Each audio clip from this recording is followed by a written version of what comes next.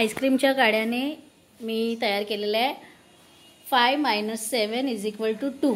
हे इक्वेशन बरोबर आहे का? नाही. मग तुम्हाला एकच स्टिक त्याच्यातली हलवायची आहे आणि ते इक्वेशन बरोबर करायचं आहे. करा, डोकं लावा आणि कोडं सोडवा. 5 + 7 किती झाले? 2. नाही, विचार करा, विचार करा.